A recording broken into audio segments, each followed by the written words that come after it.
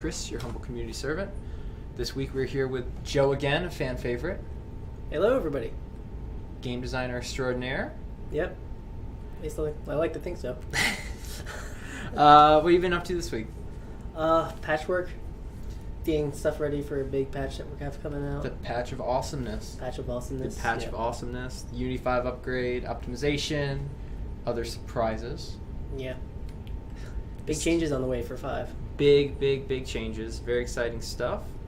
How are you liking the strike teams and everything's cool? Kind of shaking it up, move to a more agile environment? Yeah, I wasn't honestly convinced at first, but I've actually come to really like it. I think the progress we made has been undeniable, and the energy here has been higher than even more than normal.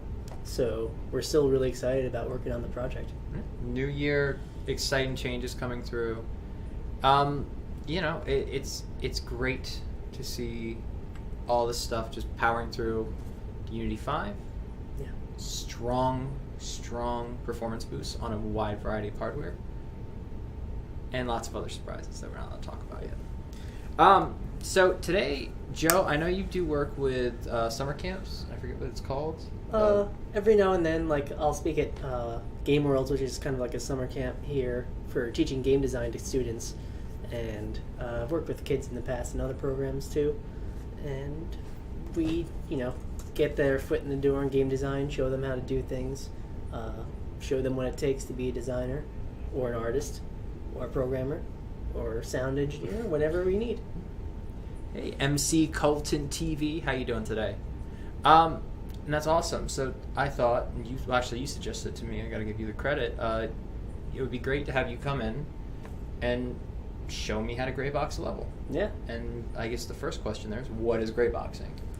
Well, gray boxing is a process that varies depending on which kind of genre of game you're working on. But essentially, before you go ahead and start designing your level with the final art assets, maybe they're not created yet, maybe you don't have access to them for whatever reason, or maybe for the smarter reason, you don't want to put work in when you're not exactly sure what's going to be final.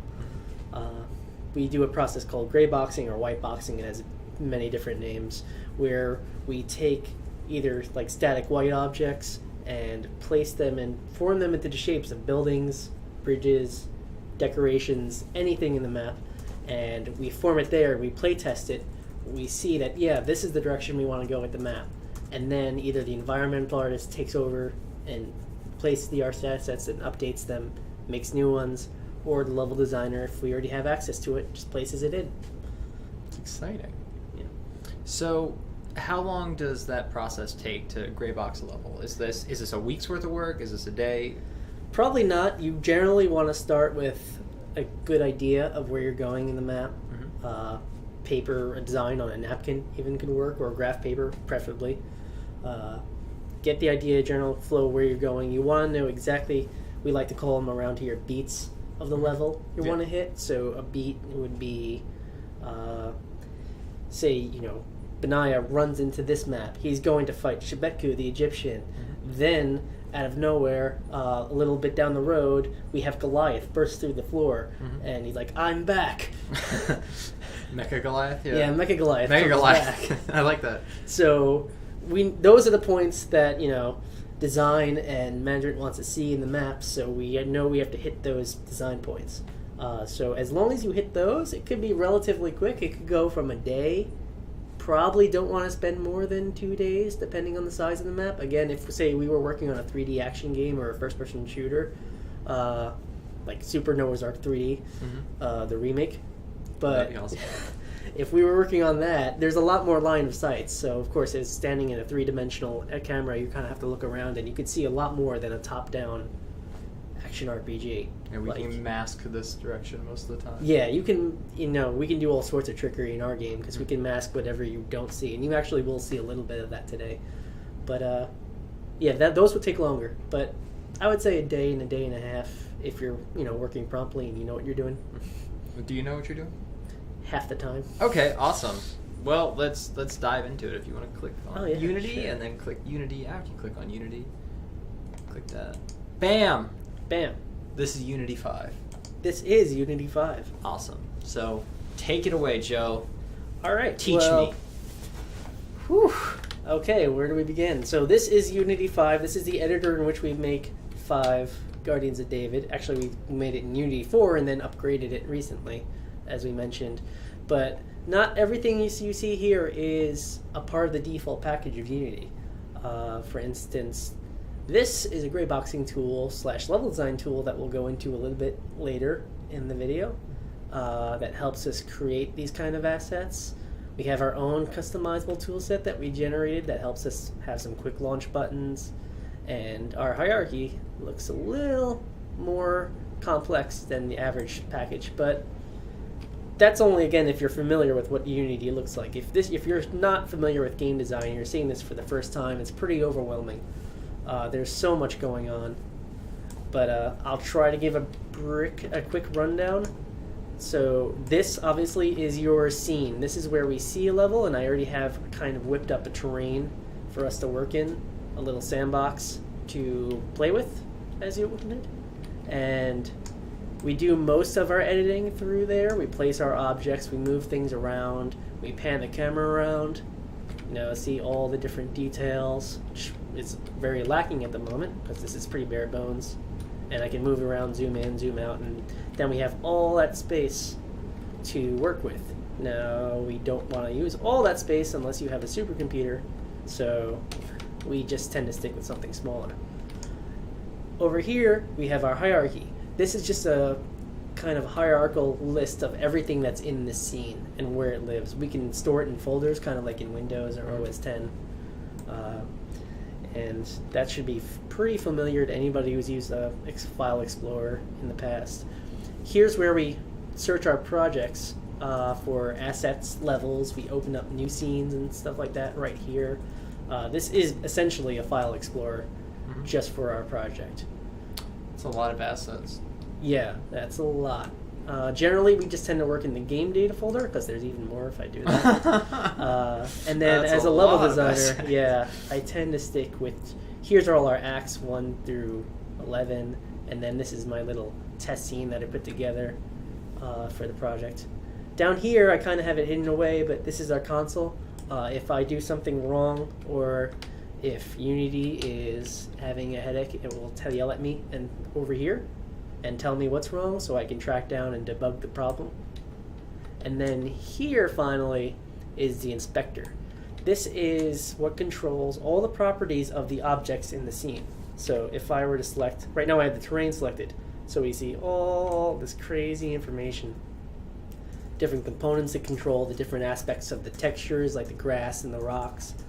And if I switch to something else, something simple like this little tag here, it says tag player start, you see it's nothing but a set of coordinates, just telling me where it is in the world.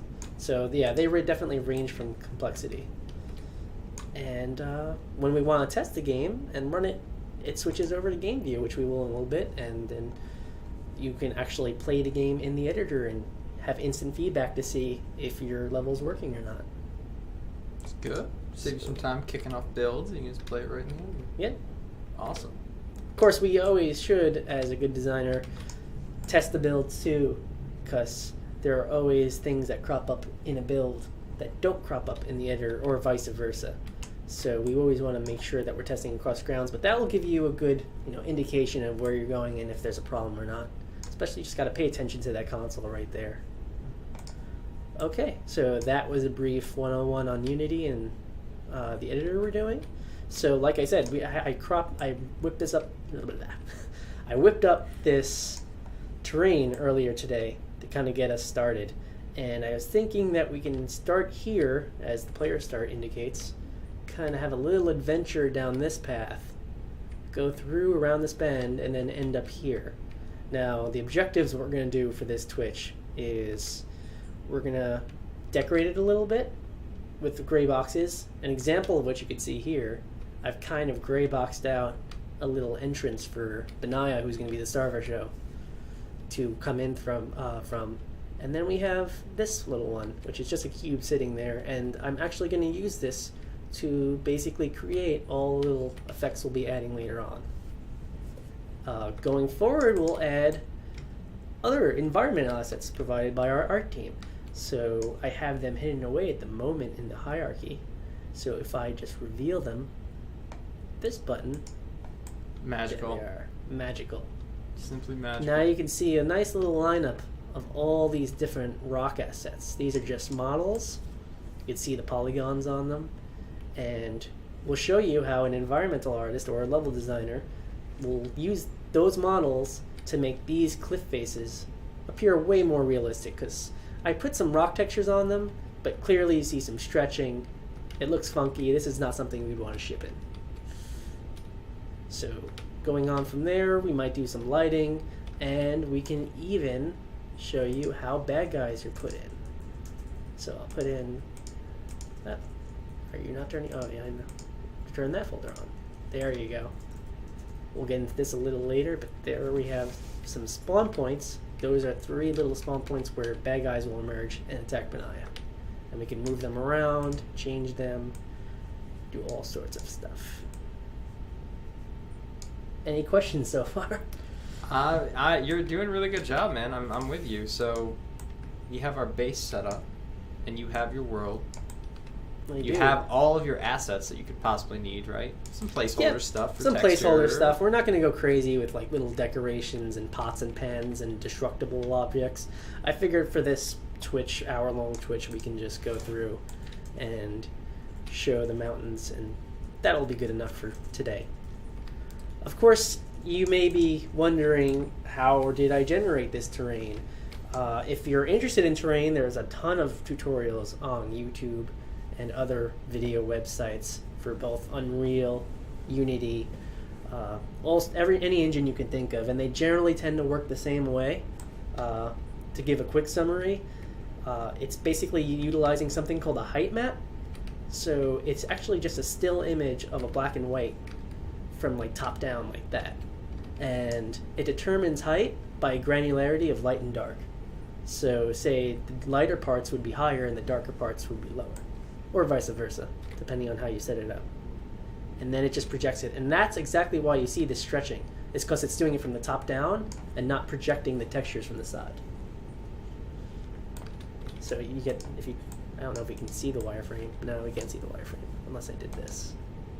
Shaded wireframe. Yeah, you can see it's kind of got a nice, oh, no, show up again. Oh, it's all black. So it's got this, if you can see it, it's kind of hard to see black grid, and then it gets stretched out all the way down there. But enough of that. And if you were going to manipulate a terrain in the editor, you can do things like raise the terrain. Whoa! Yep, crazy things like that. Just kind of paint. Undo that for a second. I can go down by holding the shift button and then drag. Oh, no. I don't want to do that. Shift. Oh yeah, if I have to hold shift the whole time. I went down instead. Create little pits. And that's terrain editing for the most part. And then I guess I'll finally show you textures so you know how to do it. These 4 textures are what creates the detail in the world to mimic reality. And we have kind of dirt here. This is a placeholder for water, I believe. And rock terrain and grass terrain. And then you can choose all these different brushes. So if you ever work with Photoshop or GIMP, you kind of know generally how this works. I'm playing, yeah, so you can see it changing right there. Cool. Well, I'll do that. So, all right. That's a lot of information in a very short amount of time. That is a lot of information in a very short So that's like everything you could possibly do for level design in like brief way possible. Here's everything. Here are all the tools. So, lead the way. Where do we go? All right. So I might actually start by launching the game and just showing you what we've got so far and how it seems from the gameplay perspective. Yeah, so that was a lot of information. Let that sit and simmer for a little bit. No, it's awesome. I'm with you. If anyone has questions that are in the audience, feel free to comment, and I will try to answer them as best I can, provided that they are relevant to the topic at hand.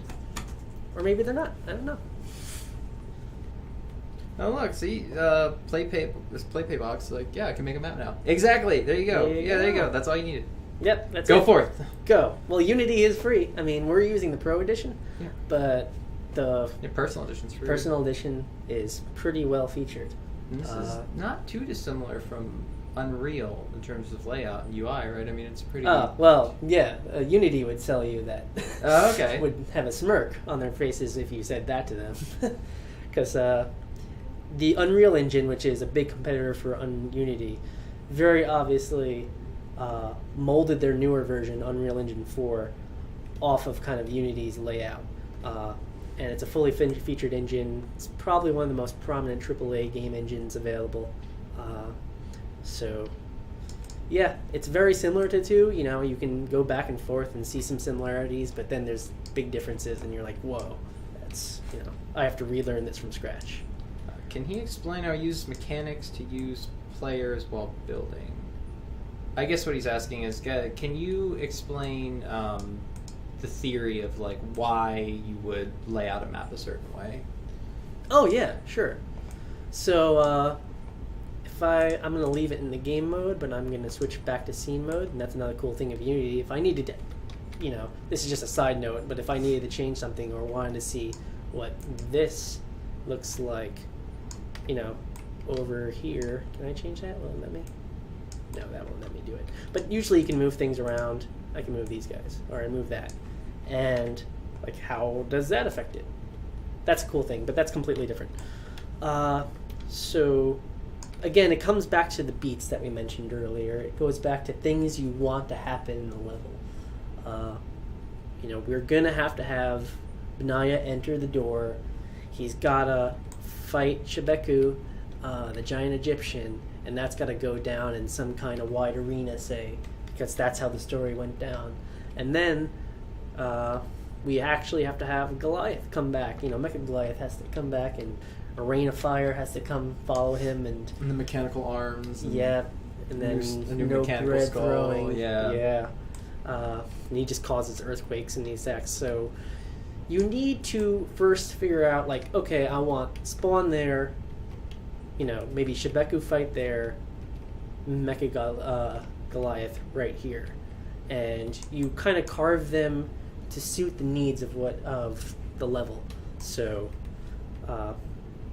you know, that was just an example. Maybe we actually would want Goliath here because we have far more room for the flames to come out. You know, again, this level was kind of not designed but whipped up before my lunch break. Oh, nice. Here this morning. So, but we want enough room, and then if we need to, we can stop playing. You'd want to carve out a bigger space, so say Goliath has to be here, but we need room for his Mecha Goliath minions. We'll just go and take that, and I can flatten out the terrain and expand it. As you can see, the texture is not getting updated, but the space is. So you'll make the space there, and then you'll use gray boxing tools because maybe you're fighting around a pillar. Maybe you're using that pillar for cover because you're Abishai and you need some way to shoot your bows without getting hurt. But yeah, a lot of that dictates the flow of how you would construct the world and present it. Yeah. I Awesome. hope that answers the question. It did. It's you're setting up. It's interesting because I'm writing, you know, the 3-act structure of movies. First this happens, Act 1, Act 2, Act 3. And I think it's interesting to put it in that same perspective. Act 1, you spawn in. Let's teach you. Oh, you can kick people. You can fight people. Yep. Step 2, we're gonna be people a little more difficult to fight. And step 3, here's your boss fight. You got to use what we taught you and apply it. Well, that's a very good comparison because you may legitimately want to approach a level design that way, to have like a 3-arc structure. Because think about how people play games. They may binge it the whole way through, Right. or they may play one level a night because they're busy and they can't have time. So you want to make, if you want to make that one level, especially if it's a large level in a game, if you want to make that, you know, satisfying and let them conclude on a note where they feel proud of themselves and they feel accomplished, but there's still more to go and they have to come back. You know, you can approach it that way and have that 3-tiered structure of maybe like things are super easy here, And then this is where the hero kind of falls and stumbles a little bit, and he has a big challenging event. But this is where, he gets his revenge and comes out on top in the end for the boss. So yeah, we definitely would look. You can definitely emulate that style in a narrative game, especially like 5. So what would be the best beginner type level to design? Does it matter? Is it better to start with a top-down view because you don't have as many concerns like the ceiling or a door? Is it better to just design for what you have passion for? Like what's the best place to start? Yeah, I don't think there's a definitive answer towards that for the best place to start. I think it was kind of closer leaning to what you said at the end there about designing toward your passion. Mm-hmm.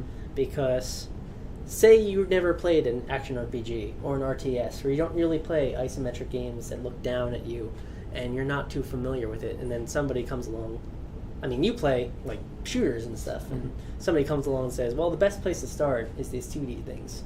Well, you may have your merits of a top-down thing, but it's not really designing to what your passion is. It's not, the reason you wanted to make a level is because chances are you were inspired by what you saw, and your ideas are formed by that inspiration. So I think it's better to go where your passion is. Like if you love Blizzard games, open up that editor and start working there. I think if you love Unreal games, hop in on the Real Engine and start working on basic shooter. I think your instincts, if you have the instincts for it, they will guide you. And technically, I mean, either way, you may make an argument that these games require a little bit less, but at the same time, they require more in other ways. Makes sense. Another one from the chat is Unity 5 easier on the developer than Unity 4? So, anytime you move a large project from one version of an engine to another engine, you get little hiccups. I think one thing we're challenged with during this sprint is some shaders changed. The way and shaders are kind of like what controls textures on different models and stuff to do effects. So say if it was on fire, that would be controlled by a shader. So that was one of the things that we're working on going into. But other than that, I'm definitely appreciating the smaller steps forward Unity 5 presents. I mean, it goes down to simple things like Unity 5, and I don't think Unity 4 had this, but in their hierarchy, you can sort by alphabetical. Seems like a pretty basic functionality. I mean, it does, but it's pretty awesome. The performance seems slightly better. It's kind of like a granular step forward, but it's a good step forward. And once you get over that initial bump, it's well worth it. So, lead me through it. Start right. Boxing me up. Box me, Joe. Great box. All right. Well, okay. So let's lose our little box here again. So we're using this tool that I briefly mentioned earlier called ProBuilder for this. This is kind of a gray boxing tool that we got from the asset store that lets you design 3D meshes, which normally have to be designed in a separate program like 3ds Max or Maya. In Blender. Yeah, or Blender. A free tool. Not to toot a horn or anything. If you're one of those people that's armed with only Blender and GIMP, yep. you don't have to feel left out. Yeah, don't feel left out. Very powerful tools. And then it goes in sync with this other app made from the same people called ProGrids, which lets you snap to a meter grid. Awesome. Yeah, so everything, like if I were just to move this box around, as you can see, it's a nice smooth transition. If you look at the top right in the transform as a very fine granularity, you're well into the decimal points. But if I undo that and turn this on, take note that it's mostly sticking to whole numbers now because it's just 1 meter directly across. Right. And this little gray boxing texture actually says 1 meter, 1 meter, 1 meter. And the benefit of actually having a tile-based grid, I know a lot of people, and this is something that I thought, working in like 2D and Game Maker and stuff, is you think you're really limited when you only work in grids, but you can do a lot of really cool stuff when you Yeah. start with the grid and then you just start carving out what you need, right? I mean, it's Right. not... you're not losing a lot by going with whole numbers. You're not No, you're not. sacrificing Yeah. freedom by any means.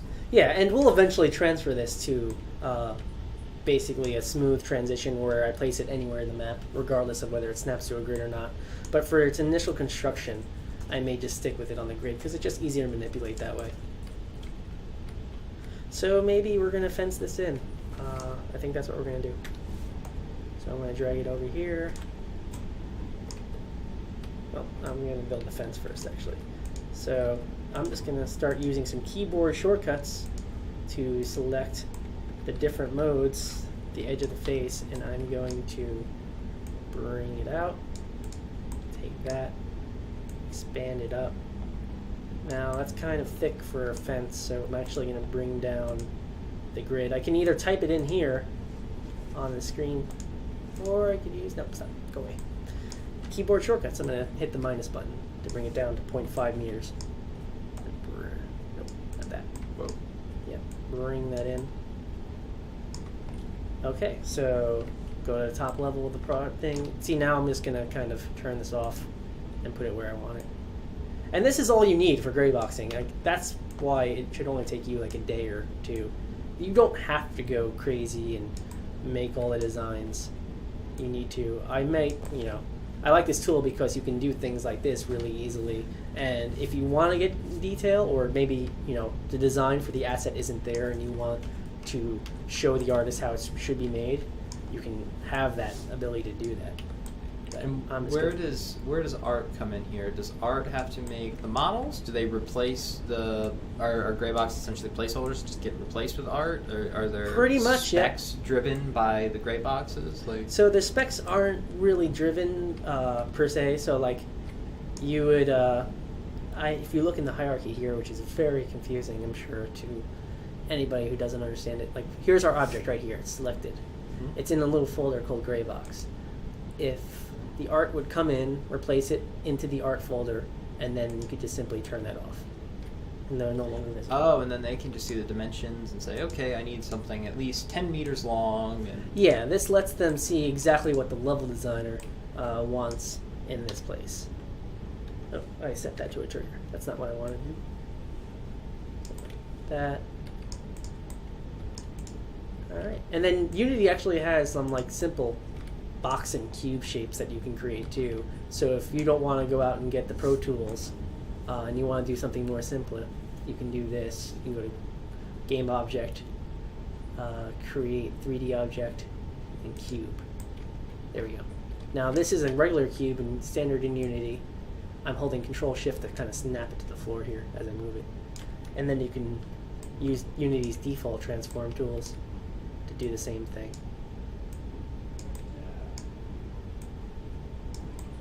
So what is the benefit of using a third-party tool? Is it the speed of it? So if you were just quick and dirty doing it and you didn't care and most of your assets conform to just standard shapes like this, like for a fence, I don't really care what it is. This is fine. You don't really need to go and buy that third-party tool. I mean, I would take an entire video just to show you the power of this tool. And I'm working a little slow here because I'm kind of in an awkward sitting position. But I can just, do stuff like this, bring it up. See, you can't do this kind of This is object complex. manipulation. This is simple sculpting. Yeah, you can't do this level of sculpting in. Especially not this quickly. Definitely not. Get that back where it's supposed to be. Maybe that goes down inside of it. Now you're making an Unreal Tournament map. Yep, and actually this tool is really good for that too, because if I were to go to its options and then hit flip normals, you can essentially work on it in first person mode. Oh. Like that. And that's how you would work on a first person level if you want. But in our game it makes far more sense to do that. Yeah, if you're working on a 3D action game that's highly detailed or a camera that's really zoomed in, this tool is definitely something that's really nice. And they do have a free version of this called Prototype, which is just simple gray boxing tools. You can't do anything really special with it beyond just extruding and the kind of object transformations that I've already been showing you. All right, so you made your fences. So, yep, I'm going to transform that a little bit. And now I'm just using kind of the default Unity tools here. There we go. I've made my fences, but I want to show you how this can go wrong. So I'm going to go ahead and play.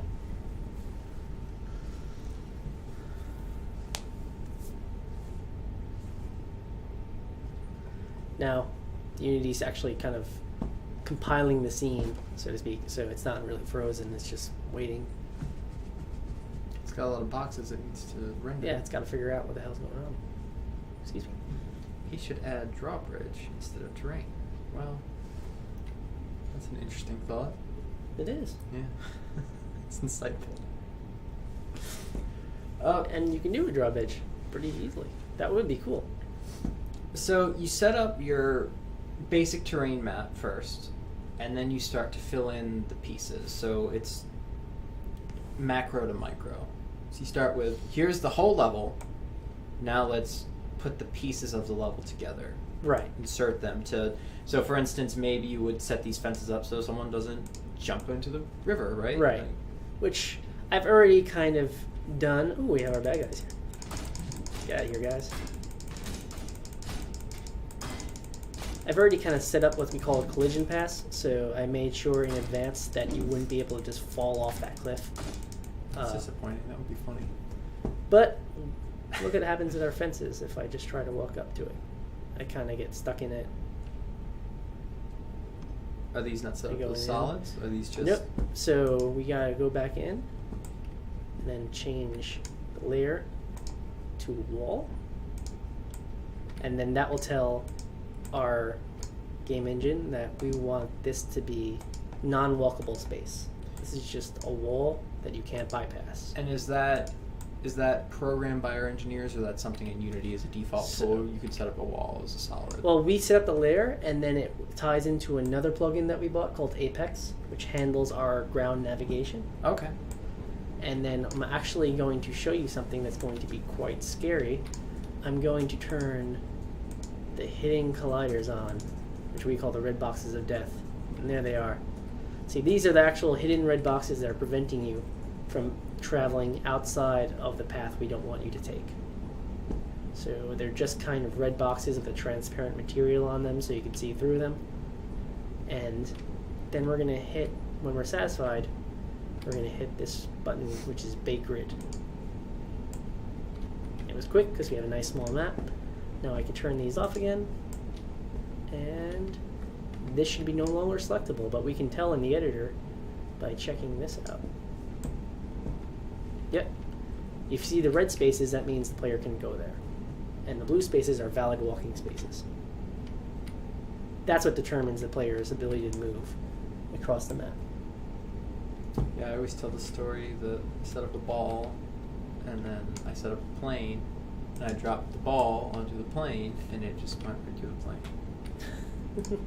Because you think in your head, it's a solid object. It's like, no, not quite. You have to establish those things. Yeah, that's one of the kind of hard things to get over when you're first getting into that, is there are things that you think are just nice and intuitive like that. You expect it to bounce, but it's not going to unless you specifically tell it to not bounce. So now I can head back into the game. Just we patiently wait for the gray boxes to box themselves up. Well, Unity always takes a couple of seconds to figure out what's going on before we hop into gameplay mode. Now, how far would you get with this before you go to art? And is it an iterative process with art? Definitely, it's an iterative process, but I wouldn't call... It depends on how your workflow really is. So if I went through the whole map and I got through all the boxes that I wanted to get, and as long as all the necessary gameplay features are there, and there are no like gaping holes that the artist doesn't understand, like what's supposed to be here, what this is. You'll get together with that artist, you'll have a powwow, make sure they understand, and then they'll take over from there, replace the assets. And if they really do feel like it's not ready yet, like you need to do some work, you can pass it back to the level designer, and they'll have another go at it. It's all about communication, just making sure you're on the same page. And playing it. Yeah, and playing it, making sure it feels, looks right. In some cases, sounds right. So this could take. Well, we can even do a drawbridge. I'm gonna go ahead and do that. So I'm gonna go to assets. I'm sorry, it's a little hard to see because I'm far away from the TV. Yeah, we have a cool setup here that's it's not the most intuitive for making a video game. There we go. It's more for other talking about video. Not the best setup. Let's see how quick you can do something. Well, don't judge me on that. Not quick enough, apparently. Oh yeah, I'm still in game mode. So where was that again? There it is. Create other. PB cube. All right, let's do this. I'm gonna snap it to the floor a little bit, get it approximately where I want it. Nope. Rotate along that axis. Bring it down a bit. Maybe just a lip off the ground. Figure out what angle. Yeah, so we're making a drawbridge. Not necessarily a drawbridge, but just like a bridge to wherever. In the non-walkable path? Yeah. How dare you? How dare I? What are you thinking? I'm going to have to go ahead and change that to local. Yeah, this would require a nav repass. Obviously, I did the nav before because I think that's probably not the most interesting thing to watch me unless you're doing it on a quicken pace or like a speed run. But local, there we go. I want local. Local. Choose local.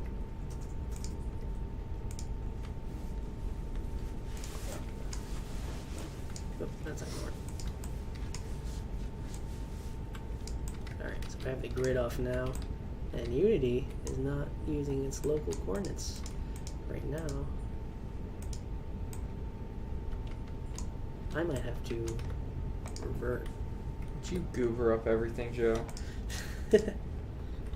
I'm so used to my own little setup. Adjusting is so hard.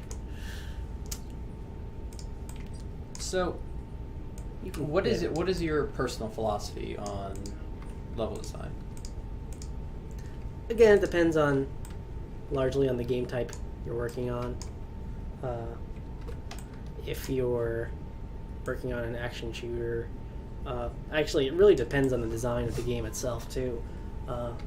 You want to meet the goals of the narrative, you want to meet the goals of the gameplay. Generally, I do like to approach it kind of like that, what we were talking about with that 3-arc structure. Mm-hmm. I like that. Kind of approaching it like a story arc itself. I think that really helps make the whole level feel like a complete experience rather than just part of a whole, too. You don't want it to be too different, but so connect that, turn grid size down. I'm just gonna be sorry. It's hard to respond. Trying to. Oh, I already have that. That's good. I don't need that. So.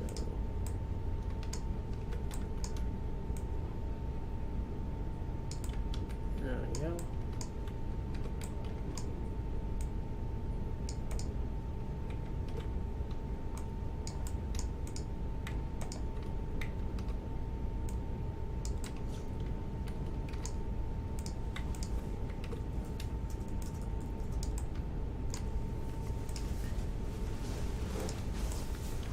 Come on, there we go. That looks like bridge.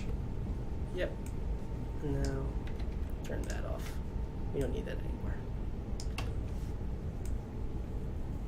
Now I'm going to switch camera angles in a bit here. I'm going to go to true isometric mode, or orthographic mode as it's known. Focus, hit F to focus on my object, kind of zoom out, go into vertex mode, grab those vertices, and it's going to be a little warp because the grid's being funky on this, but now we have a drawbridge to know. Alright, go back into kind of true 3D mode, and then we could add like a 5 cache there. For instance, it could be just a secret area, or even it could only be go out so far and just kind of be an overhang about it. Player will not be able to walk over it because I'm going to have to do a renav mesh, and again, that's kind of a that's a whole can of worms. Yep. But how are you doing on time? Well, we're actually we're approaching about that time. Is there anything else you want to? Well, yeah, we can skip ahead to the art assets too. Show you kind of. Yeah, that sounds like a great idea. Sure. Enlighten us, Joe. How do you problem. decorate now that you have nice? Yep. So yeah, as you stuff. see, we have these little cliff faces. That's kind of a nice, even, straight up angle. When you're kind of working with a top-down game, you don't have to worry about getting too like realistic and hilly.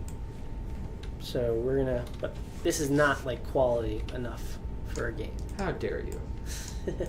Not yet, anyway. So we're going to take this art asset, which I'm going to duplicate. I'm going to bring it over here. Kind of rotate it.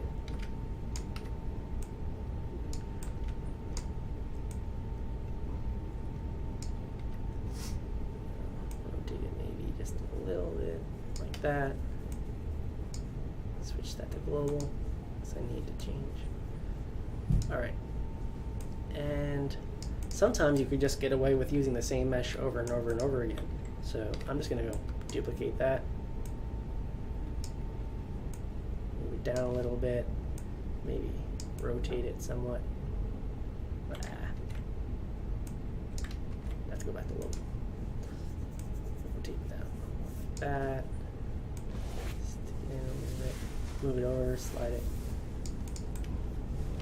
So yeah, it's the same mesh. Now we just created a little wall there, trying to cover up those holes, make it look like a nice smooth transition.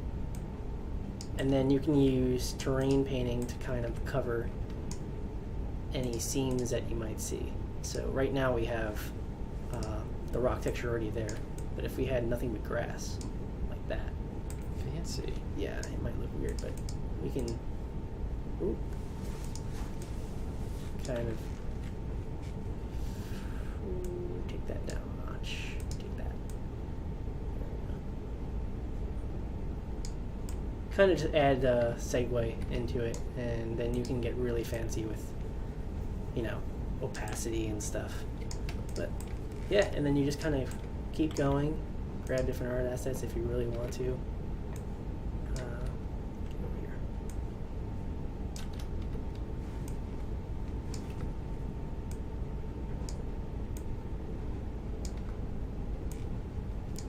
Should put caves with enemies guarding weapon upgrades in certain places, like in Diablo.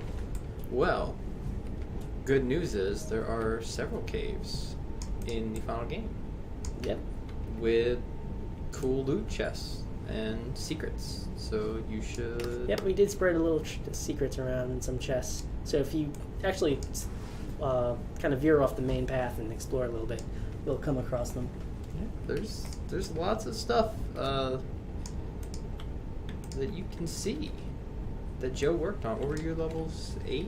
I worked a little bit in Act 8, level 3. Did Act 9, all the levels in Act 9, essentially. And I did a variety of mostly just level design tools. Center. Helping out with art a little bit every now and then. Our team tends to handle things, though. We have a good art team, so they don't need a lot of help.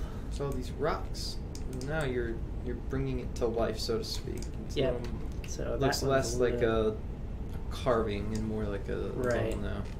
And then you could find that I'm manipulating these big meshes that don't really fit the scene because they expend over the thing. And you don't have to worry about, making this side look perfect. Because again, we were talking about camera trickery. Yeah. Like first-person shooters and 3D games, you've got to make sure all angles look cool because the players will see from almost any angle. But in this, since we're top-down and our camera is always facing one direction, we can just, we make what you see look good and not really care about the rest. Hey, if it looks good from the camera angle, which is a big part of it, as you can see when you switch to Play Editor, it is cut. It's not, you don't get to see the whole map. You are shown a segment. You're Right. shown the frame. You're not shown everything, as you showed me in a previous video. You can just put a little rain in front of the camera. You don't need to make the whole level have rain. So I'm going to grab a smaller piece here. So after art gets added, is it then just an iterative, let's play Yep. it and let's see how it Tends feels? to go back to design. We add in any missing details, things that we left out. Usually we want to have the core gameplay in there as soon as possible. But there are always side quests and things or expansions that we're going to think about later that we put in. Or it comes up in QA or from the feedback of the artists themselves. So if I were to hit play, I didn't get as far as I would hope, but I guess it's only an hour. Yeah. While this is loading, we are, of course, Kingdom Games ATX on all your favorite social media channels. That's Kingdom Games Austin, Texas. We have made the game 5 Guardians of David. Here's a series of links for everyone to look at that show you all sorts of stuff. 5 is available right now during the Steam Lunar Sale for a whopping 61% off. That brings it under $10, and it has over about 20 hours of content in it right now, not to mention a major content patch coming out in the next few weeks. So definitely a good time to pick it up, especially if you like seeing what Joe's doing here. This is a very small sampling of some pretty cool rock models that you may or may not see in the final game. You definitely should check it out. And we're in the game. For the Finally. editor. Yep. There we go. Benaya. That's really nice shadow work on those. Yep, and then just 3 models really there. And then, when you blend them together, you can hardly tell the difference. And that's a way of saving memory too, because a lot of engines like this, you only need to put one object in the scene, and then it kind of instances from then on out. So it renders it really, draw calls at once, and you can have 100. Wow. I think Epic Games was the first one to do that in their static meshes in Unreal Tournament 2004. But yeah, that's the very, very basics of it. Very basic of, here's how you open up Unity, put together, paint some terrain, carve some stuff, put some gray boxes together. I mean, if you ever guys want to see it go further, you could save it and continue from... Definitely want to see it go further. Alright, so Joe, I'll give you the last word. Let's give you something. Make games Yeah, and go go play 5. Do both of those things. Yes. They are both very rewarding. Yes, they are. Have a great week, everybody. We'll be back next week to talk more fun stuff on the game development side here at King News Studio. Thank you, Joe. Thanks again. Thanks, Chris. She hit, Thank you. Just stop streaming.